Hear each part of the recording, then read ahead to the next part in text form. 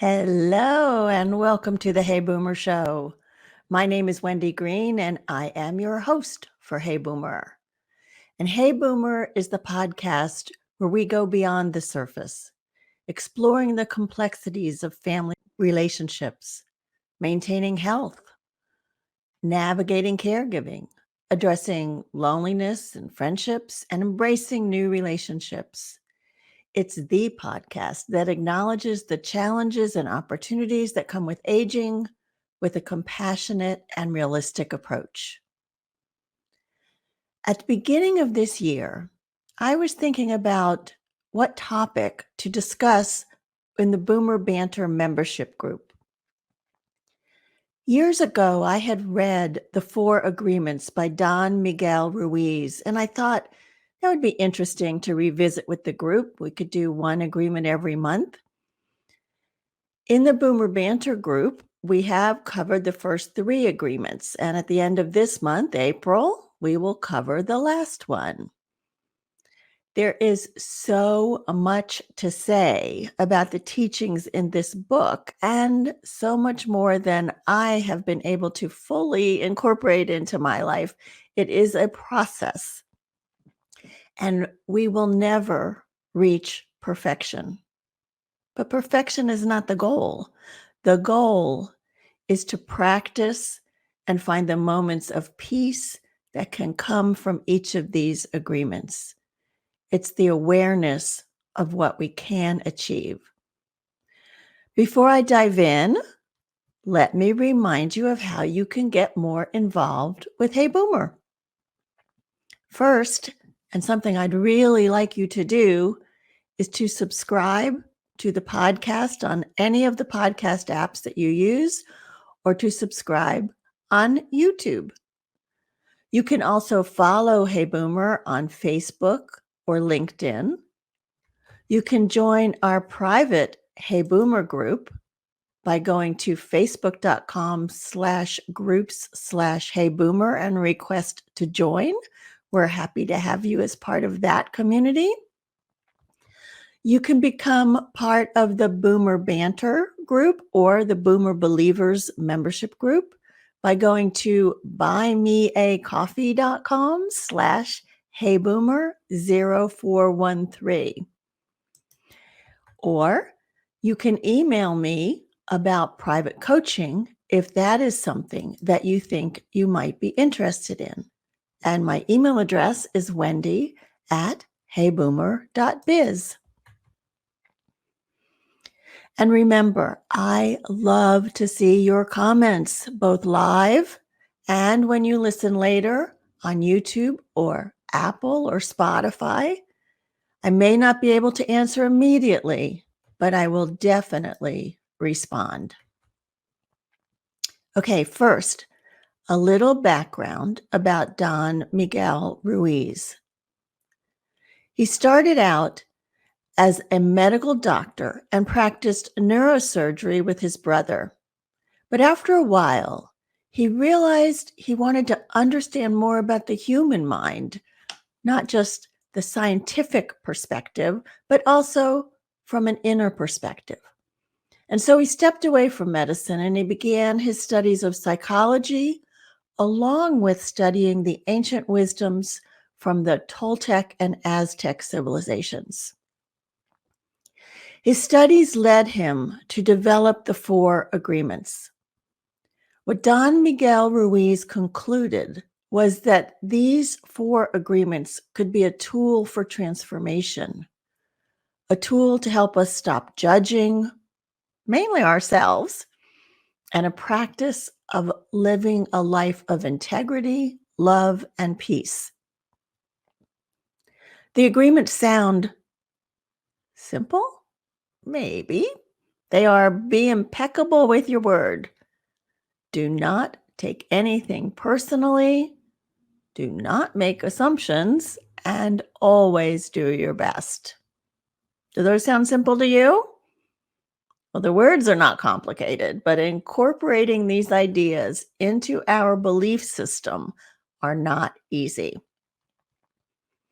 Before we dig deeper into each agreement, it's probably important to understand where the starting point is.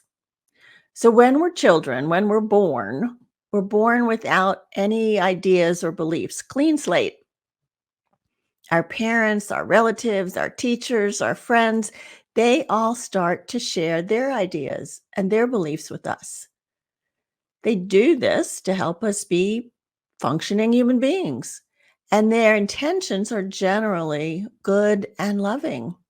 And we accept what they tell us about ourselves as the truth. We don't question it because they are our parents or our teachers or our siblings. So we assume they must know us.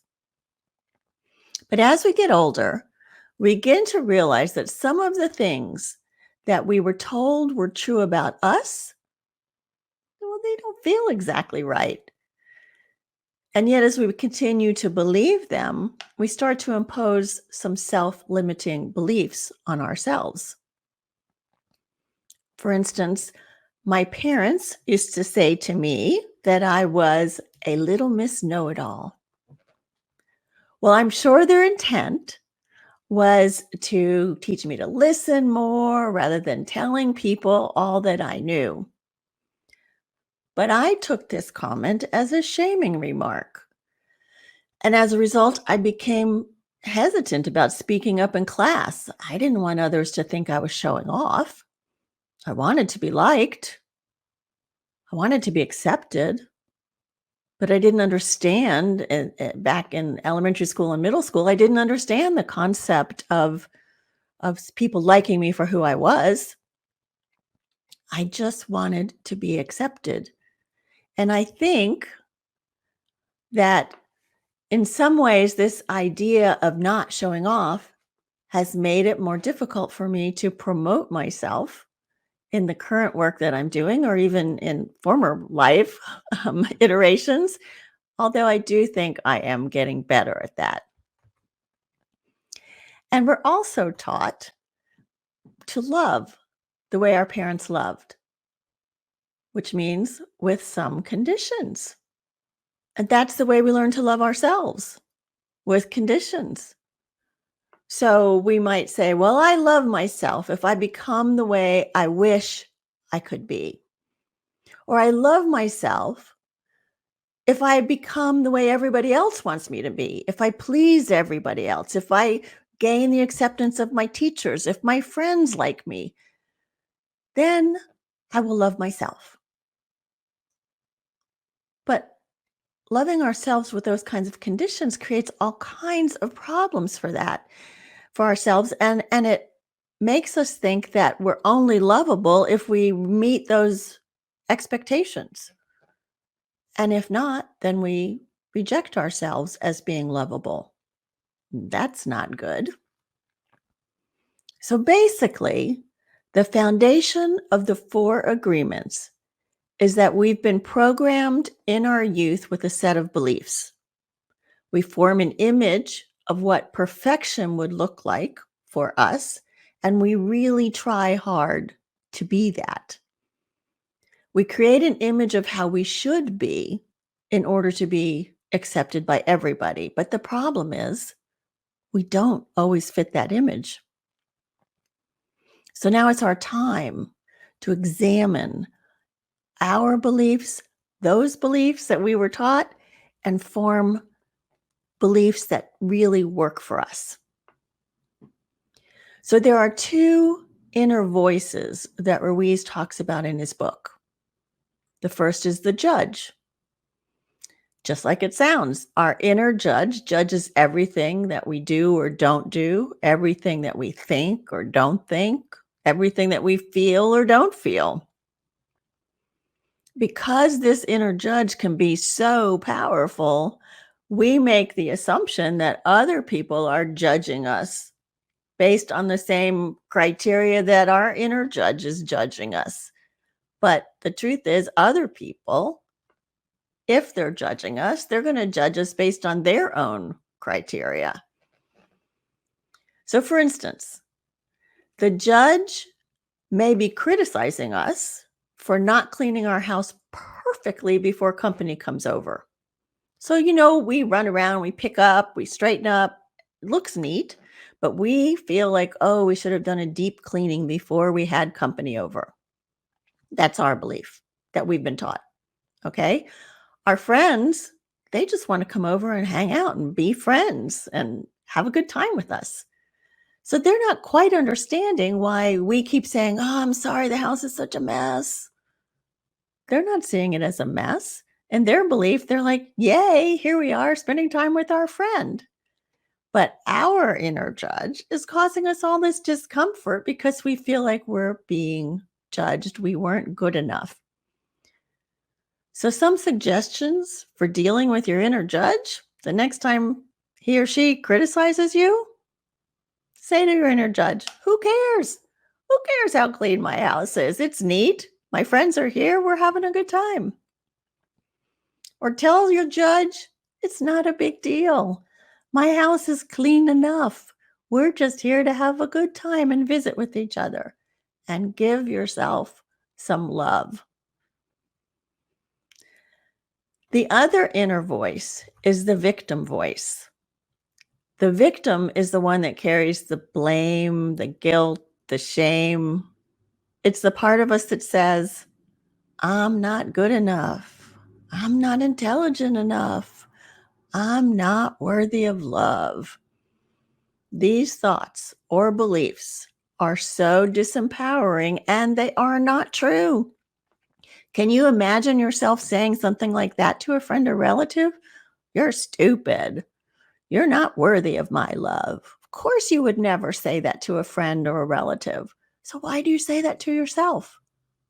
Well, we say that to ourselves out of fear based on the beliefs that we were given that we may not be smart enough. We may not be pretty enough. We may not be good enough, whatever it is.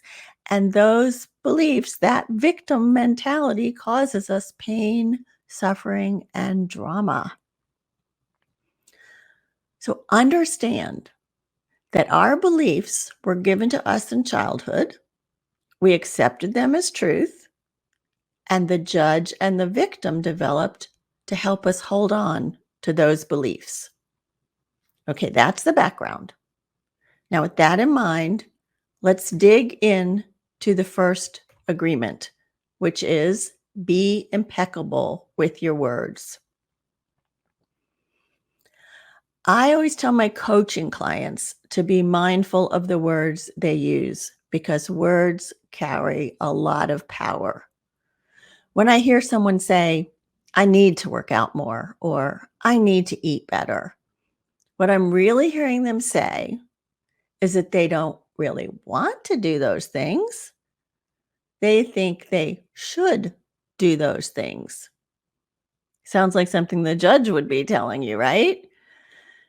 And when we feel like we should do something, we're more likely to resist. However, by simply changing the word need to want, I want to work out more, or I want to eat more nutritiously, we're putting more intention, more power behind the action. And we typically follow through on something that we want to do if we believe we really want to do it. So that's the catch. Being impeccable with your word is not just saying you want to work out more unless you really believe that you want to work out more. If you don't believe it, then you're not being impeccable with your word. So the action then would be changing your belief to wanting to work out more and not just feeling like you should. Do you see the difference? So being impeccable with our word is about what we say to ourselves and what we say to others. And like I said before, words are powerful. So how do I apply this agreement to aging? Well, here's an example. If you are not retired yet, people may start asking you, when will you retire? In their belief system, they're saying, you're already old. You should be resting, withdrawing, which is what retirement means. Being impeccable with your word would be to tell yourself and anybody else if you choose to, but really tell yourself that you enjoy the work you're doing. You enjoy having a sense of purpose. You enjoy the people you work with, and you enjoy the challenge that work brings. If all of those things are true, then retirement is not for you at this time. No need to let someone else's belief system persuade you to do something that you don't want to do. And if you are retired and you're busy with all kinds of volunteer work, or time with your family, and people are asking you the same kind of question, why aren't you relaxing more? Be impeccable with your word. Let them know how much you love what you're doing, and that's why you're doing it. Did you see the article I shared in the newsletter last week? I highlighted 3 individuals. 2 of them are 91 and one of them is over 100. And all of them were still working because they enjoyed what they were doing. In fact, one of them, the barber, just recently opened his own shop. And they said things like, I like the routine. I like to keep moving. And happen to enjoy my job very much. It's fun coming into the shop. I like to do it. It feels good. So I stop. Those statements model being impeccable with their word because they are true for them. No one can tell them they're too old. They don't believe it. Okay, so being impeccable with your word. The second agreement is don't take anything personally. This one can be challenging, especially if the comment we hear or the action we see comes from someone close to us. According to this agreement, we understand that when someone says something to us, they are talking from their belief. We can hear it, we can analyze it, we can take away anything from it that makes sense and learn from that. And then, if it makes sense, we can incorporate that into our beliefs. Or if what they said doesn't sound true for us, doesn't seem to fit who we think we are, we can choose not to accept it and understand it's not personal. It's coming from their beliefs. It doesn't have to create insecurities in us or question who we are because we know who we are, right? As I'm talking about this to you, I understand that I'm explaining what Don Miguel Ruiz says about the 4 agreements. Not taking something personally is difficult. And at times it has been very difficult for me. I think about actions and words and judgments that have come up in my family. And I do find that I feel hurt, that I've taken them personally. But here's the why. It's because I believe what they said is still true about me. So I see it and I accept it that way.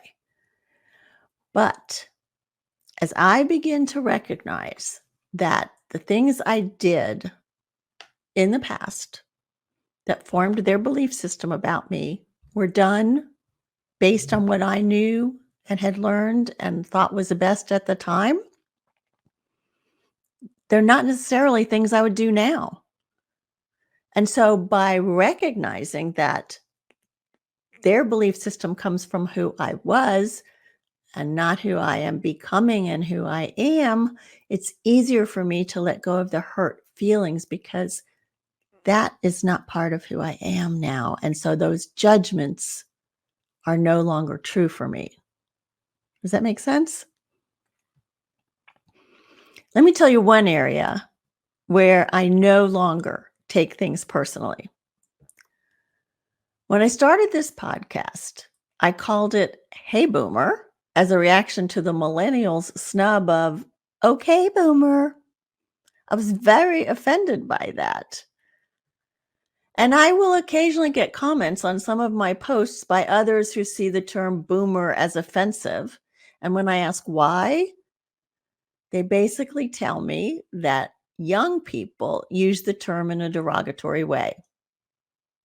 Well, what some young people believe is really none of my business. It doesn't affect me. I'm proud of the life I have lived in the boomer generation, and I proudly proclaim that I am a boomer. So I no longer take offense or take it personally when someone comments on a post that says, I can kiss their ass when I call myself a boomer. And yes, I sometimes get those comments. That's all about them. The third agreement is don't make assumptions. The problem with making assumptions is that we convince ourselves that they're true. We make assumptions, we create misunderstandings, we can take it personally, and then we've turned into creating a whole big drama. So many times we make assumptions because we're afraid to ask for clarification.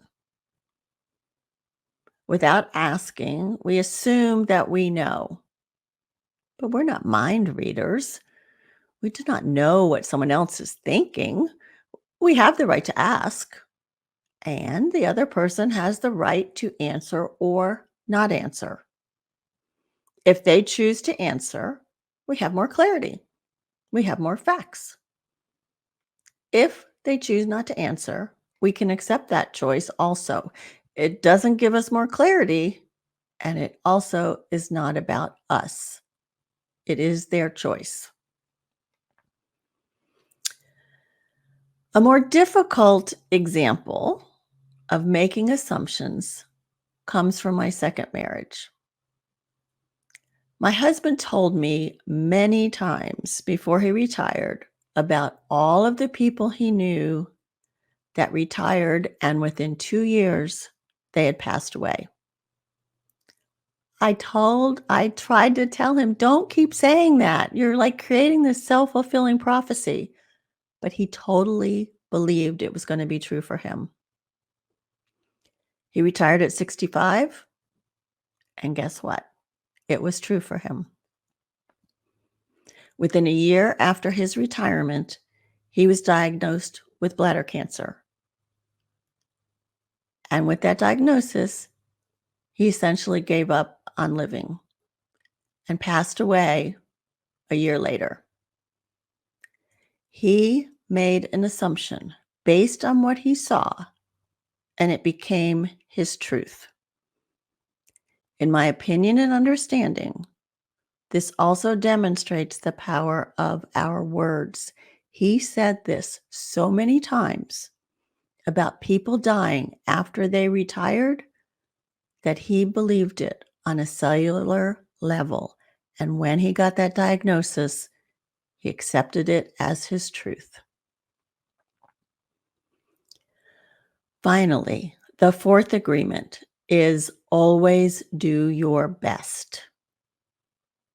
We've heard that a lot from our parents, right? Do your best. Do your best in school. Do your best with your brother. Do your best at this and that.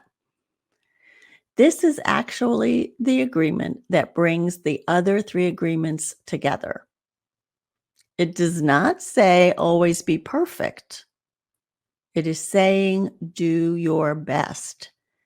And doing your best brings you the awareness.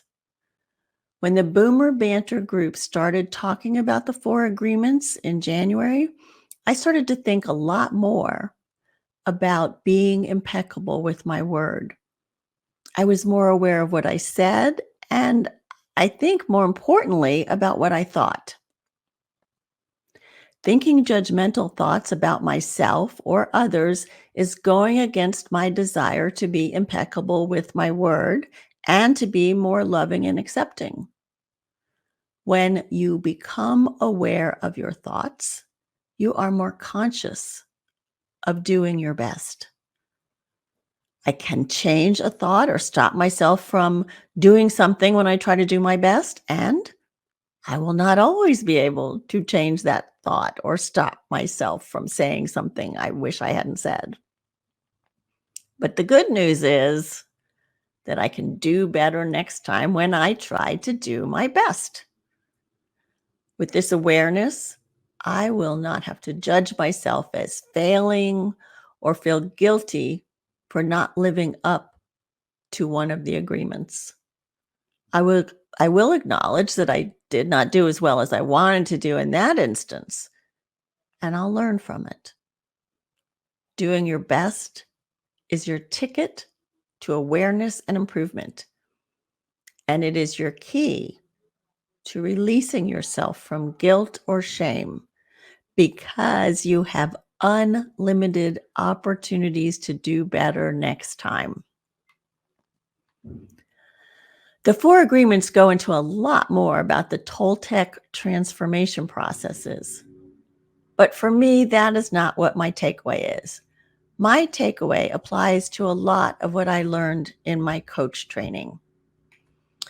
I learned that our beliefs become our thoughts become our words become our actions become our habits become our values, and our values become our destiny. And so I want to close with a poem by Becky Hemsley that I found that I think expresses a lot of what we talked about in this episode. This is how it goes. She sat at the back, and they said she was shy. So she led from the front, and they hated her pride. They asked her advice and then questioned her guidance. They branded her loud and then were shocked by her silence. When she shared no ambition, they said it was sad. So she told them her dreams, and they said she was mad. They told her they'd listen, and then they covered their ears and they gave her a hug whilst they laughed at her fears. And she listened to all of it, thinking she should be the girl they told her to be best as she could. But one day she asked what was best for herself instead of trying to please everyone else.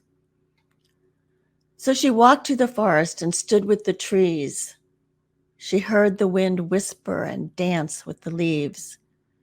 And she spoke to the willow, the elm, and the pine. And she told them what she'd been told time after time. She told them that she felt she was never enough. She was either too little or far, far too much, too loud or too quiet, too fierce or too weak, too wise or too foolish, too bold or too meek. Then she found a small clearing surrounded by firs, and she stopped, and she heard what the trees said to her. And she sat there for hours, not wanting to leave, for the forest said nothing. It just let her breathe.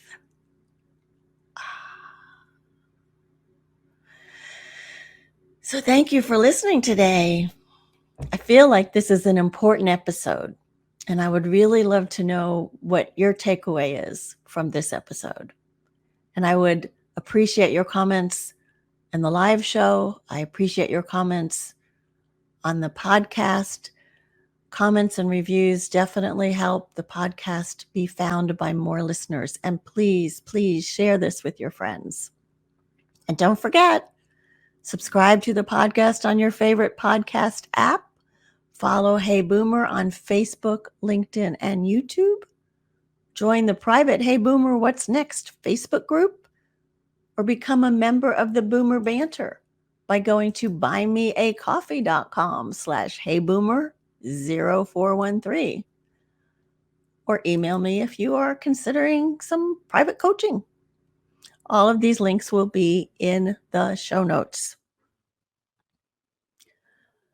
For the next 3 weeks, we're going to be talking about our relationship to exercise, nutrition, and mindsets. My first guest is Heike Yates. Heike is the host of Pursue Your Spark podcast. She's a Pilates instructor, a mother, a grandmother, and a wife. She's passionate about helping us break out of the limiting beliefs that keep us stuck from our exercise and nutrition best. And she believes in the transformative power of exercise. So that is going to be our topic for next week, our relationship to exercise and how to believe that we really want to do it. Each episode of Hey Boomer is an invitation to listen, learn, and apply the wisdom game to your own life. The path ahead may not always be easy, but it's traveled best with support and shared insights. Hey Boomer is produced by me, Wendy Green, and the music you heard at the beginning was written and performed by Griffin Honrado, a student at the North Carolina University School of the Arts, and my grandson.